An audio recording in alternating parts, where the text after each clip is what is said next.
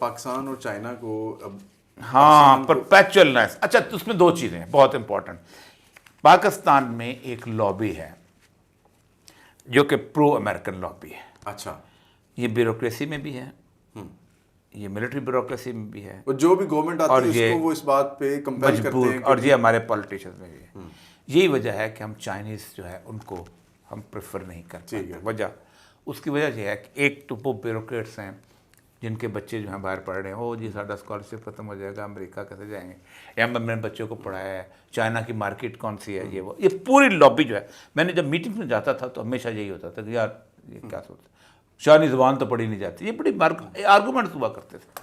اچھا آرمی کے اندر بھی انہوں نے سب سے زیادہ ریلائنس جو ہے وہ چین کے ساتھ کیا تھا ایئر فورس کے اوپر. اور ایئر فورس جو ہے اب سچی بات یہ ہے کہ نیکسٹ ٹو نن ہو چکے. اس وقت دنیا میں سب سے جو کیپیبلٹی, اس کی وجہ ہے کہ پائلٹ بھی تو بہت بڑی چیز ہوتا ہے نا جس کو چلا رہا ہوتا ہے. تو پاکستان کے پائلٹ خالی مشین کافی نہیں, خاصی مشین کافی, چائنا کی ٹیکنالوجی ہے لیکن پاکستانی پائلٹس کا کمال ہے اس کے اندر. تو انہوں نے اپنے اس کا, لیکن یہ ایک لابی ہے پولیٹیشینس جن کی 90% جائیدادیں جو ہیں وہ چین میں. مجھے ایک بہت بڑے آدمی نے پوچھا, میں جس کی کم از کم 3 جگہ خاندان میں شادیاں, اس کے خاندان فوج میں بھی, اپنا سول سروس بیوروکریسی میں, اور پولیٹیشن میں. وہ کہتے ہیں صاحب مجھے بتائیں اگر آج آپ زمین خریدنا چاہیں تو آپ چین میں خریدیں گے یا انگلینڈ میں خریدیں گے؟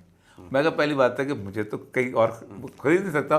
کہتے ہیں کہ امریکہ میں خریدیں گے نا, انگلینڈ میں خریدیں گے. رجحان یہ ہے نا, رجحان جی, اس رجحان سے آپ کو نکلنا پڑے گا. ٹھیک, جب تک آپ اس سے نہیں نکلتے آپ کے اس کی وجہ یہ ہے, دیکھیں 4 چیزیں جو تھیں اس رجیم چینج کے بعد 3 چیزیں بڑی اہم پیدا ہو گئیں پاکستان کے اندر. Shahid Khaqan Abbasi was the last person جب چین نے بائی بیک کیا آپ کو سی پیک کے اندر. بالکل ایسے. اس کے بعد آپ نے سی پیک کو اس طرح نہیں لے کے آئے. اچھا اس میں یہ والی بات پھر اس کو کیسے ہم دیکھیں گے کہ نواز شریف کے ٹائم میں ہم دیکھتے ہیں اس کا کریڈٹ زرداری بھی لیتا ہے. ایک جگہ مولا فضل الرحمان نے بھی لے لیا تھا کہ جی میں گیا سی تو گال کی تھی. نہیں دیکھیں وہ آپ کا نواز شریف کے ٹائم میں 10 سال ہم سی پیک چلاتے رہے, کیا اس وقت ہماری گورنمنٹ کا منہ تھا ادھر؟ نہیں, اس سی پیک کو ہم نے پولیٹیکلی طور پہ یوز کیا جس پہ چائنیز کا ہمارے پر بڑا اعتراض ہے. وہ کہتے یہ ہیں کہ آپ ہم سے کول پلانٹ لگوا رہے تھے, امپورٹڈ کول کا, آپ کو کراچی میں لگوا کے بجلی پیدا کر کے گرڈ میں دے دینی تھی. ٹھیک ہے, آپ نے پہلے کول منگوایا, اس کو ٹرانسپورٹ کیا سائیوال میں, کیونکہ آپ نے پنجاب میں آپ کو چاہیے تھا, آپ نے پنجاب میں اس کو لگایا, کمال کر دیا, اور اس سے آپ کا ریٹ بھی بڑھا. پھر چائنیز کمپنیز جو آئی ہیں, آپ نے ضرورت سے زیادہ چائنیز کمپنیز جو تھیں ان کے ساتھ وہ ڈیل کر لیا. آپ کے پاس 25,000 میگا واٹ کی ضرورت تھی, آپ نے 49,000 میگا واٹ بنا لیے. ٹھیک, اور آپ کو اگر آلریڈی موجود تھے تو ان کو ختم کرتے. تیسری امپورٹنٹ 3 چیز ہے, وہ کہتے ہیں کہ ہمارا جو بیسک تھا پلان وہ یہ تھا کہ ہم نے وہاں سے ڈیرہ اسماعیل خان سے, جس پہ مولانا فضل الرحمان نے چیخا بھی تھا, ڈیرہ اسماعیل خان سے ہوتے ہوئے ہم نے گوادر آنا تھا. اور وہی آپ نے کہا نہیں آپ ایبٹ آباد سے چلو, کیونکہ آپ کا کیا نام ہے داماد صاحب کا لڑکا بھی وہی تھا, اور وہیں سے ہارے ویسٹرن روٹ بننے شروع ہو گیا ہے. پھر آپ نے ان سے موٹر وے بنوایا, یہ جو ملتان والا $4 ارب پہ خرچ کروا دیے. پھر آپ نے ان سے اسی پیسے سے آپ نے اورنج ٹرین, کیا تعلق تھا اس کا سی پیک کا اس کے ساتھ, اورنج ٹرین. یہ سارا کام جو تھا, آپ کو یاد ہوگا کہ جب کوئٹہ میں دھماکہ ہوا ہے اور وہ کلا مرے ہیں, تو چائنیز امبیسڈر کا ایک اسٹیٹمنٹ آیا تھا کہ اب ہم پروونس سے براہ راست ڈیل کریں گے کہ کہاں کون سے پروجیکٹ لگنے.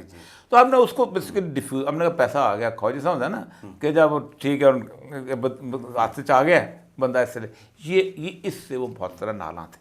ML1 کی جو نیگوسیشنز گئے اس کے اندر وہ کہتے تھے کہ آپ اس ML1 کے اوپر کیوں لگے ہوئے ہیں. ML1 کہتے ہیں, میں بتا دوں, ریلوے لائن جو ہے وہ اس پنڈی سے لے کے جو کراچی تک جاتے ہیں آلریڈی موجود ہے, تو ہم سے نہیں بنوا لیں. لیکن نہیں, ہم تو GT روڈ کی پارٹی ہیں, ہم نے یہی جانا ہے, ہم نے کہا ہماری ساتھ یہی چلتی ہے. وہ کہتے ہیں نہیں بنوانے, وہاں سے آپ بیٹھیں پنڈی سے سیدھا کراچی پہنچیں, اور بلٹ ٹرین ہو تو آپ اس کو لیکن نہیں, ہم تو لاہور میں رہنا ہے, ہم نے تو آئل ٹرین لاہور میں بنانی. تو اتنا قرضہ ان کا ہو گیا ہمارے اوپر, کہتے $48 بلین کے قریب کہ ہم ادا بھی نہیں کر پا رہے تھے. چائنیز ہم سے کہتے کہ شروع میں کہتے کہ آپ ہم سے نیگوشیٹ کریں, چھوڑیں وہ معاملہ مکمل طور پر مت. لیکن ہم نے تو جانا ہے آکسفورڈ, ہم نے تو جانا ہے کیمبرج, ہم نے جانا ہے. اس کی ایک لاجک بھی تو تراشتے ہیں نا, وہ یہی لوگ تراشتے ہیں, وہ یہ کہتے ہیں کہ جی ہم چائنا کو کیا ایکسپورٹ کر سکتے ہیں, ہماری ایکسپورٹ تو ساری اس سائڈ پہ ہے, اسی لیے بھی ایک چیز. آپ مجھے بتائیے کہ آپ نے پاکستان کی پوری امپورٹ جو تباہ و برباد کی آپ نے چائنا کی وجہ سے, کیونکہ آپ کو برانڈر روڈ کا تاجر اور آپ کو جو ہے کیا نام ہے یہ جو بیڈن روڈ کا تاجر, ہال روڈ کا تاجر آپ کو کہتا تھا نہیں, آپ کی بہترین سوئچ ملتے تھے یہ والے جو پیانو سوئچ چین سے منگاؤ, میاں صاحب مالک کو نہیں, تو فون کریں گے آ جائے گا, بھیج دیں گے. پوری انڈسٹری تباہ و برباد. جوتوں کی انڈسٹری پاکستان کی بہترین جوتوں, آج بھی ہماری جو جوتوں کی فیکٹریاں ہیں باٹا اور سروس انٹرنیشنل جو ہے بڑے بڑے برانڈس بناتی ہیں, نائکی اور دوسرے جی وہ منگاؤ جی جوتیاں منگاؤ تو اسٹائل منگاؤ. تیسرا فرنیچر کی انڈسٹری, آپ نے امپورٹ تو آپ نے ختم کر لیا. آپ نے سب سے بڑی بات یہ ہے کہ پاکستان کے پاس ایگریکلچرل لینڈ موجود ہے, آپ 10,000 چیزیں چین کو کر سکتے ہیں. چین جو ہے وہ ایگریکلچرل ملک نہیں ہے. چین والے جو ہیں وہ اب میں نے اب دیکھا ہوا جا کے پورا علاقہ جو ہے صحرا کی طرح, یہ جو آپ سنکیانگ سے جائیں یا وہاں سے جائیں وہاں چھلی بہت کھائی جاتی ہے. چھلی آپ کو آپ کی چین کو آپ کی پورے کا پورا جو ہے آپ کی کوسٹل بیلٹ ہے, آپ اس سے جھینگے سے لے کے مچھلی سے ابھی بھی چینی ٹرالرز آپ جاتے آتے ہیں. پھر ایک دوسرا یہ ہے کہ آپ کو سی پیک جو ہے تھا وہ کم از کم $10 بلین کا ریونیو دے سکتا تھا, لیکن چونکہ آپ ڈرتے تھے امریکہ سے باقی چیزوں سے, آپ نے یہ کام نہیں کیا. اچھا, جہاں پہ دنیا میں میڈ ان چائنا چیزیں چلتی ہیں وہاں پہ آپ کے پاس بڑا اچھا موقع ہے کہ آپ بھی اس انڈسٹری کو آہستہ آہستہ شفٹ کروانا شروع کریں. آپ کے پاس بڑی لیبر ہے. دیکھیے پاکستان سب سے بڑی بات یہ ہے کہ ہونا یہ تھا کہ چائنا نے اپنی یہ جو انڈسٹریل زون بنے اپنی انڈسٹری لگانی تھی, اس میں آپ کے مزدور نے کام کرنا. جی ایگزیکٹلی, ٹھیک ہے, تو ہم نے تباہ کیا. آپ نے سیکھنی تھی نا. میں 92 سے جانتا ہوں یہ سارا کام جب گوادر شروع ہوا ہے, جب سنگار کا معاملہ ہے, میں تو بلوچستان میں تھا.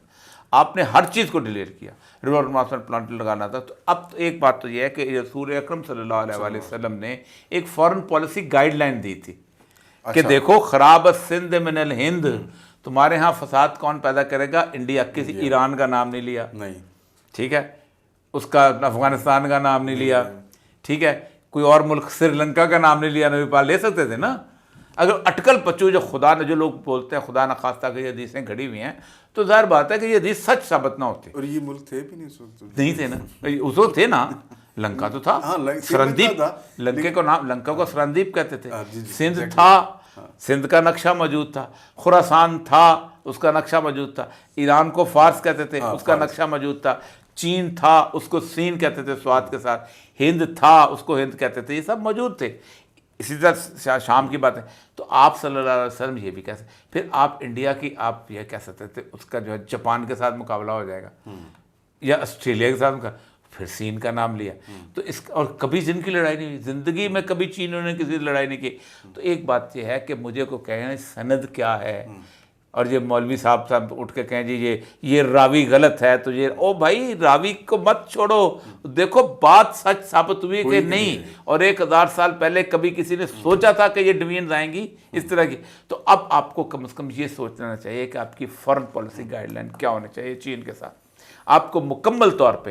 لیکن مسئلہ پتہ کیا ہے, آپ یہاں سے لے جا کے نا پیسہ یہ مانے اس کے چائنیز اس کے یہاں پہ کانفرنس ہوئی تھی, چائنیز وہ آئے تھے آئی تھنک ان کے وہ جو نہیں وہ جو ان کے جو ہے نیپ ٹائپ چیز اس نے کہا ہم نے کرپ کیا ہے اپنے ملک کے اندر, ہم نے پھانسیاں دی ہیں کرپشن کے اندر, اور جب تک آپ نہیں دو گے آپ ترقی نہیں کر سکتے.